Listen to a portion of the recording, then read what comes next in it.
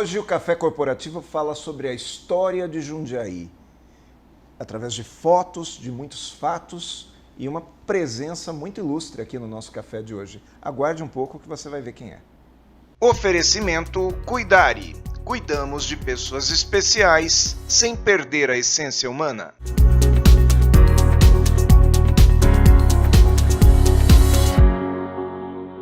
Café Corporativo aqui no nosso canal 25, hoje com Maurício Ferreira.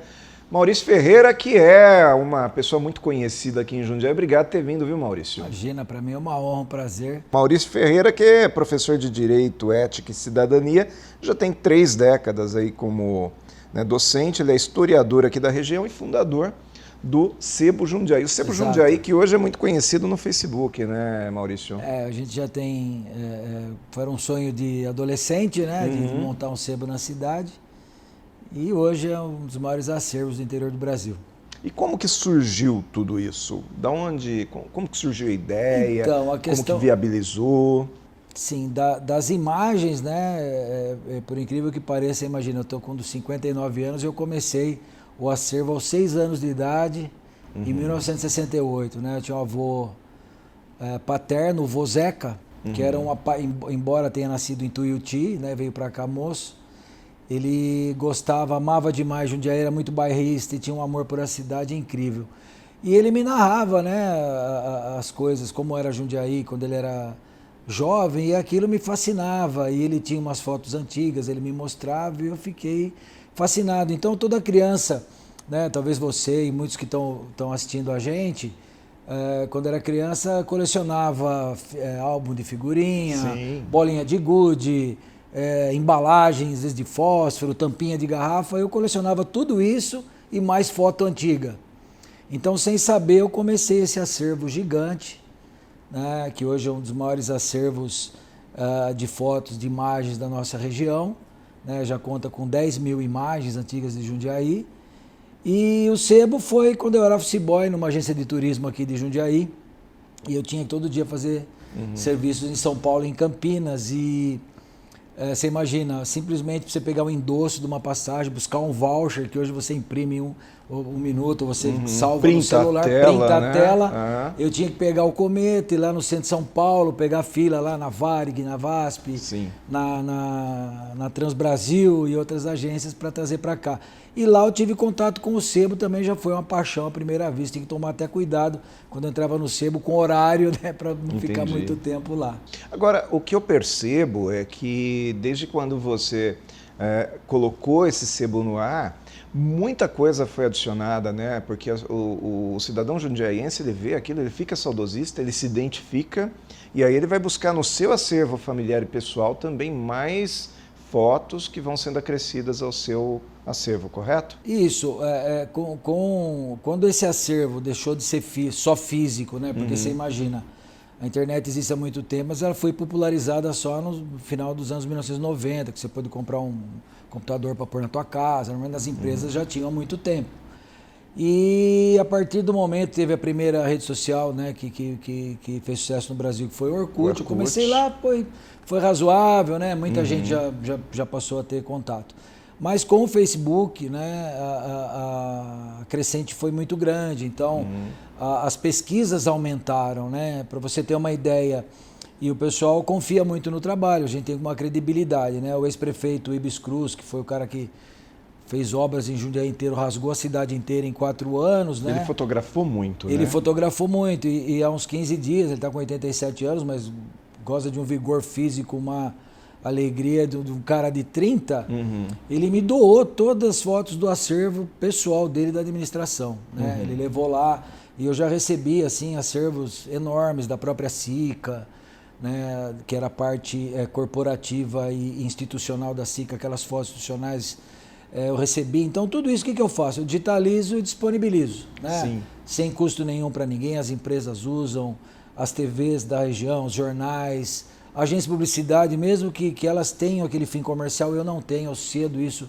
para eles para poder utilizar, porque a minha ideia inicial é a mesma ideia daquele menino de 6 anos, é preservar a nossa história e aguçar o amor pela cidade como eu tenho. E é interessante porque eu tô com 48 anos, né? Eu fui criança na década de 70 e 80 aqui em Jundiaí. Então é muito diferente. Para quem não conhece Jundiaí, existem duas cidades. Uma cidade na década de 70, outra cidade que é hoje.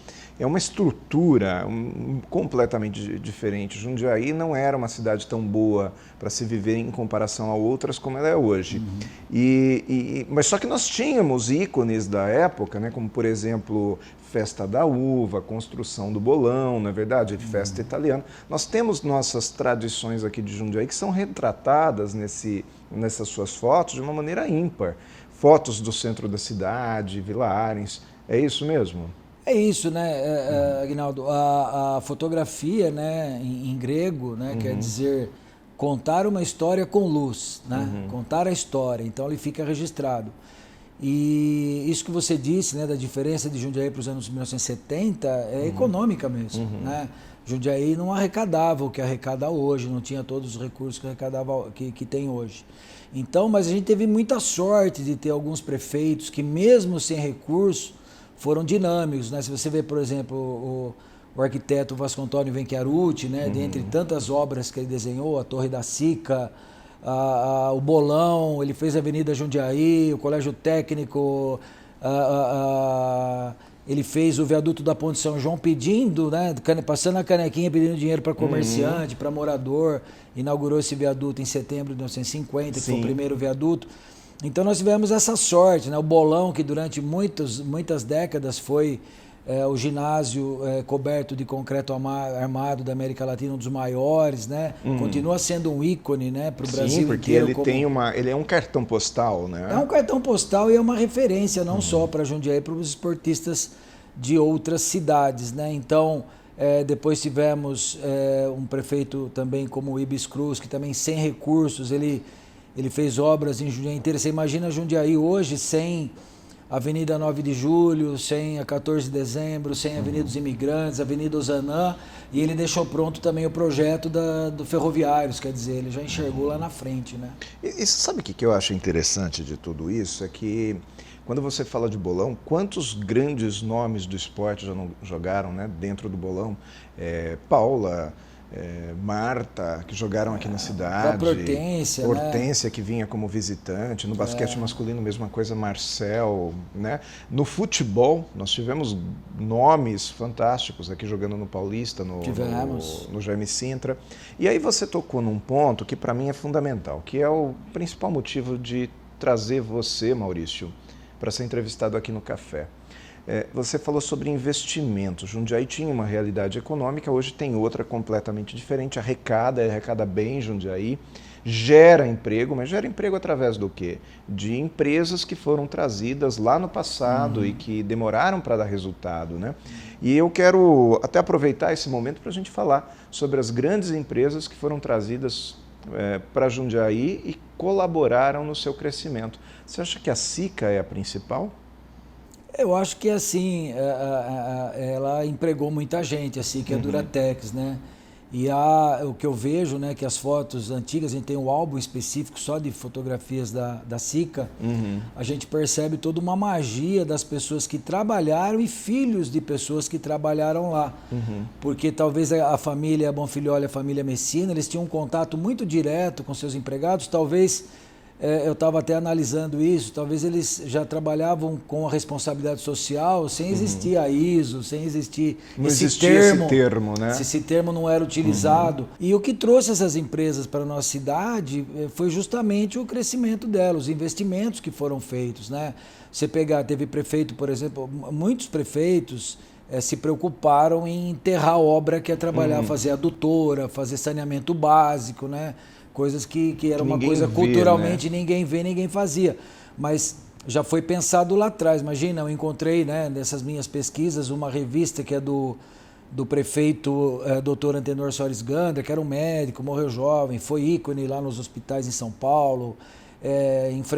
Foi na Revolução de 1932, ele que encabeçou todo o movimento de Jundiaí. Jundiaí é referência para o estado de São Paulo, né, nesse sentido, de voluntários que foram para combater, mas lá atrás, eu estava lendo, eu fiquei boquiaberto de ver a visão dele, porque ele já queria fazer um curso técnico ligado à viticultura. né? Até hoje não saiu. Ele queria fazer isso em 1940. Que é uma tradição que a Jundiaí tem, mas... Para o curso técnico de enólogo, do agricultor, da viticultura. Ele já pensava no saneamento básico, na água. Ele dizia que sem esse tipo de infraestrutura era muito difícil a gente trazer as empresas para cá e gerar emprego, né? Então você imagina, isso há 90 anos, 80, 90 anos atrás. E Jundiaí teve muita sorte também na questão logística ferroviária, né? Que também acabou trazendo muita gente para cá, né? Vou fazer um intervalinho, vamos ver o nosso patrocinador, a Cuidar, e na volta a gente fala a respeito da FEPASA também.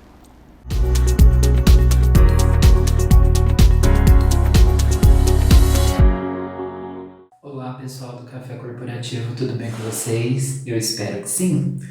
Pessoal, hoje eu quero falar sobre o risco da automedicação dos idosos. Os idosos, eles têm tendências de se automedicarem, o organismo deles são lentos para a metabolização de medicamentos e todos os medicamentos causam efeitos colaterais, principalmente nos idosos, devido a essa lentidão de expelir a medicação. Além do que, não podemos esquecer, que o idoso sempre toma algum outro remédio já prescrito. Então essa associação não é muito bacana, trazendo riscos e malefícios para a saúde do idoso. Toda medicação do idoso deve ser prescrita e também acompanhada, não pode ser aleatória, tá bom? Espero ter ajudado e até logo. Tchau, tchau.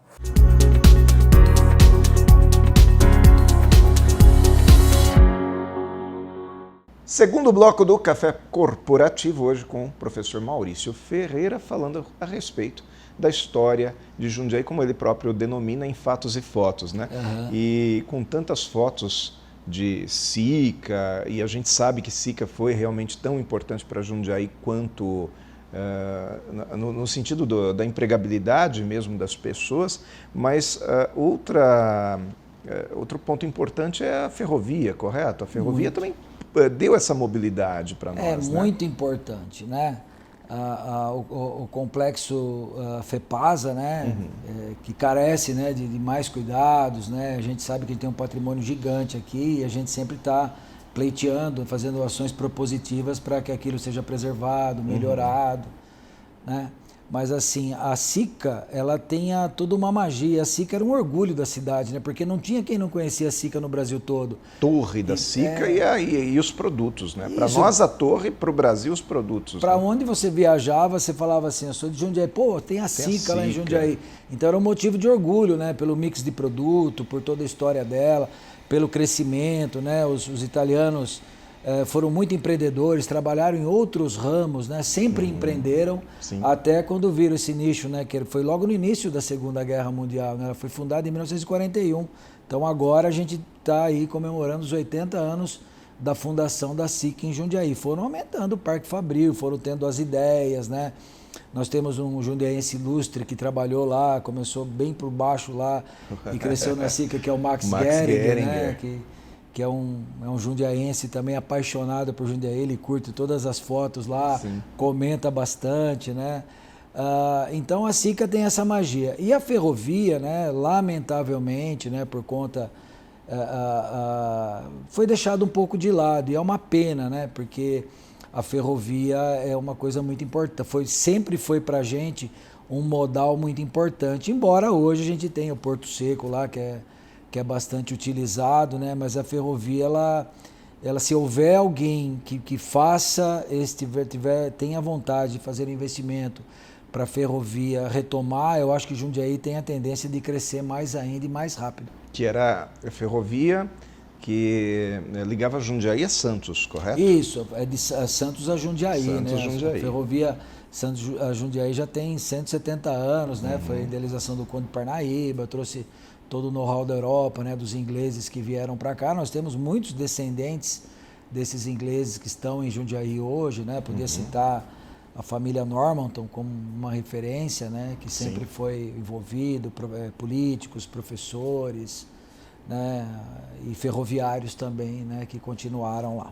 E quando a gente fala de ferrovia, a gente lembra da Duratex, que a Duratex ela foi montada ali na margem da ferrovia, atrás da estação ferroviária. Tanto que a Duratex nem está mais ali e a gente ainda chama o viaduto que passa por cima da ferrovia de viaduto da Duratex. É o viaduto Esperandio Peliciari, né? Sim. E a gente tem como referência. Se você falar, vá lá no viaduto Esperandio Peliciari. Ninguém sabe qual Ninguém é. sabe. O viaduto da Duratex, todo mundo conhece. Todo jundiaense né? conhece.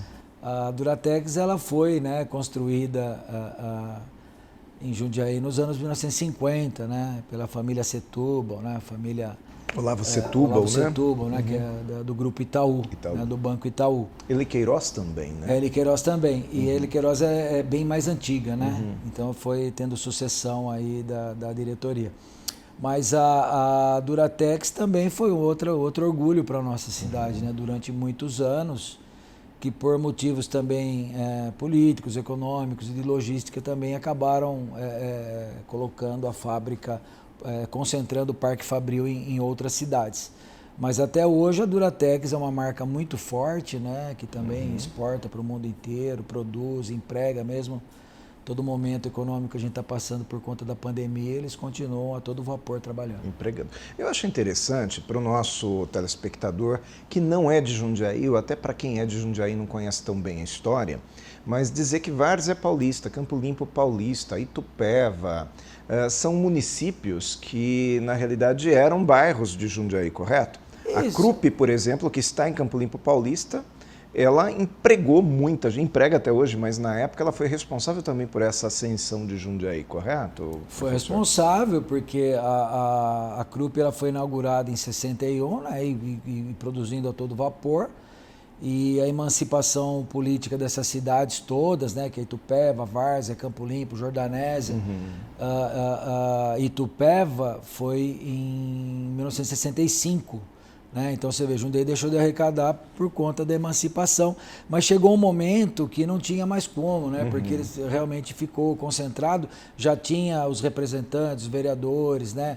E como todas as cidades obedeciam os requisitos legais para a emancipação, né? Que é distância, população, né? Arrecadação, e acabaram ocorrendo essas emancipações em massa, o que é muito bom. Eu acho que isso foi muito salutar, né? Inclusive para Jundiaí. Para Jundiaí, pelo crescimento, porque você imagina, como a região não tinha tanta arrecadação como tem hoje, mas tinha todos os gastos de zeladoria, né?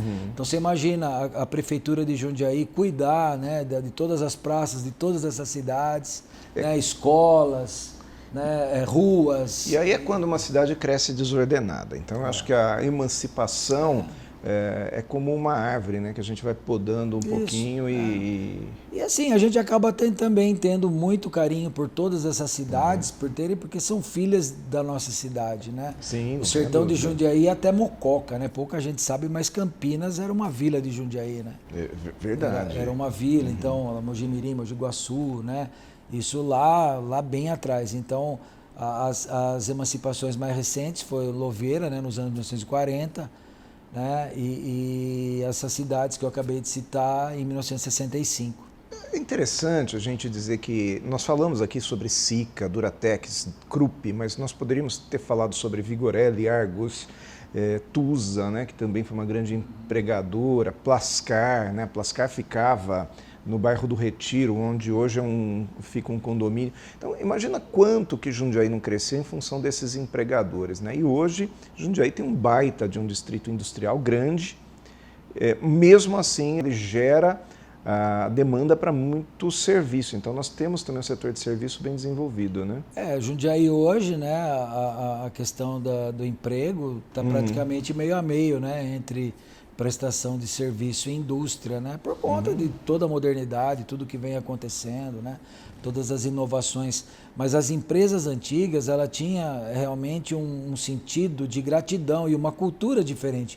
Hoje um jovem, né, tem uma estatística que diz que um jovem, até ele se aposentar, que vai demorar bastante por conta de todas as mudanças, mas um jovem vai trabalhar de 18 a 25 empresas. Na né? época o cidadão trabalhava em uma. Em uma, duas empresas, no mar, não saía de jeito nenhum. Por quê? Porque ele se sentia recompensado, né? Um outro assunto, né? Que uma dessa parte entendo bem, que é a legislação trabalhista, mas não existia o banco de horas. Então, quando o empregado ele fazia as horas extras que ele precisava fazer, ele era recompensado financeiramente. Tinha perda do convívio com a família, sim. etc., mas ele conseguia dar uma qualidade de vida para a família dele bastante digna, né? Então ele ficava bastante contente. Então eles têm toda essa cultura, né, dessa gratidão, desse carinho, até hoje por essas empresas, né? Eu vejo que o pessoal que comenta os álbuns das empresas que extintas ou que se mudaram de Jundiaí são falas carinhosas, respeitosas, né, propositivas, saudosas, e a gratidão está sempre presente nesses comentários. Com certeza. E eu aqui agora, conversando com você, Maurício, eu estou lembrando de muitas outras empresas que nós não citamos aqui, CBC, não é verdade? Me ajuda aí a lembrar mais algumas. CBC, Canebo, Sacotex, Canebo, a Hermeto, né? Hermeto. Conexões Hidráulicas, que foi o Parque Fabril mais moderno na época, que trouxeram os tornos CNC para cá no início dos anos 1980, uma das empresas que tinha a melhor média salarial e de plano de cargos e salários, né, da região. As empresas, as tecelagens, né? Nós tivemos diversas Tivemos a São Bento, a Tutex, a São Jorge, né? Sim. Muita gente migrou para Jundiaí, do interior do estado de São Paulo, no início dos anos 1950, por conta desse crescimento que Jundiaí teve no início, né, com o Vasco Venchiaruti, e por conta do boom, né, do auge da indústria têxtil também nos anos 1950. E foi o caso, inclusive, dos meus pais. Meus pais vieram de São João da Boa Vista porque o meu pai, seu Elias, ele conseguiu emprego na SICA. Então, ele teve uma oportunidade de trabalhar na SICA, vieram para morar na Avenida Rubo, ali na Jundiainópolis, que posteriormente foram morar na região da Vila Progresso.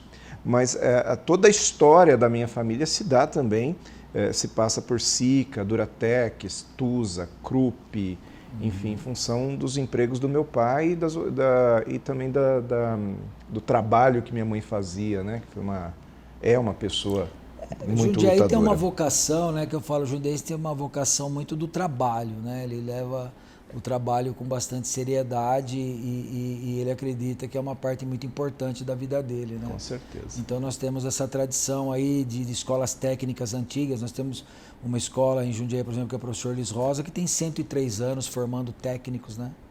E com qualidade. E com qualidade, outras também. Então, Jundiaí sempre foi bom de mão de obra, né? Uma das Muito coisas que bom. atraem também os empresários para cá. Maurício, nós vamos fazer mais um intervalinho. Encerraríamos agora, mas eu vou trazer agora uma continuidade aqui com o Maurício Ferreira no Mais Cafeína, porque eu tenho uma pergunta a mais para fazer. Até daqui a pouco.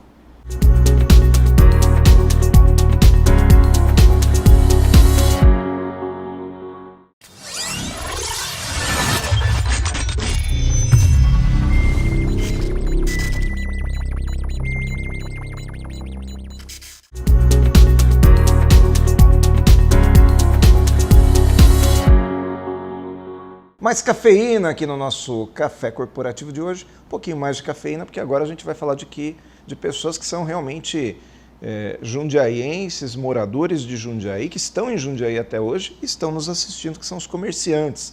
Eu, por exemplo, meu primeiro emprego, Papelaria Santa Terezinha, e aí a gente vai falar de grandes empresas que estiveram em Jundiaí, estão até hoje, que são comerciantes, né?